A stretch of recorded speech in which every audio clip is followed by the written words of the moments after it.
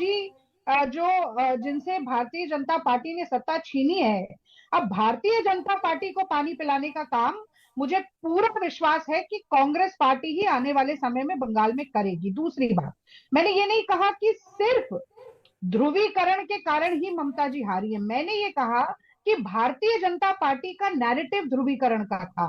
राहुल गांधी जी ने जब पश्चिम बंगाल में भाषण दिए, तमाम रैलीज में उन्होंने कहा कि ममता बनर्जी की सरकार भ्रष्टाचारी सरकार भी रही है, और ये कारण है कि इस बार जनता उनसे विमुख होती हुई दिखाई दे रही है, ये सच्चाई है। लेकिन भाजपा के का सबसे बड़ा रागिनी चेहरा जी, मैं जो है, आपसे ही जवाब लूंगी क्योंकि एक बयान स्मृति ईरानी का भी आया है कि इंडी गठबंधन सत्ता के लिए असफल प्रयोग है। स्मृति ईरानी ने यह कहा, और यह कहा है कि जो नतीजे हैं उससे वो सच्चाई उजागर हो रही है। राहुल गांधी गठबंधन को दिशा नहीं दे पाए, ये स्मृति ईरानी का बड़ा आरोप आ रहा है।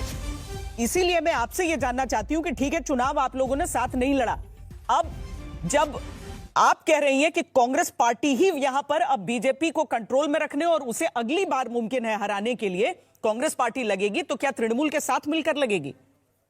देखिए, कांग्रेस पार्टी का जो अलायंस है, इंडिया अलायंस जो है, वो लोकसभा चुनाव का अलायंस है।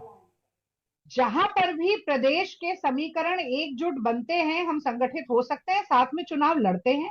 जहां नहीं बन सकते वहां नहीं लड़ते हैं। जैसे कि आम आदमी पार्टी के साथ दिल्ली में लोकसभा में चुनाव लड़े, पर हमारे दिल्ली विधानसभा में समीकरण साथ नहीं बने तो हम नहीं साथ में लड़े। जहां नहीं साथ लड़ रहे हैं, एक दूसरे के खिलाफ चुनाव लड़ रहे हैं, वहां पर एक दूसरे को जिताने की जिम्मेदारी हमारी नहीं है।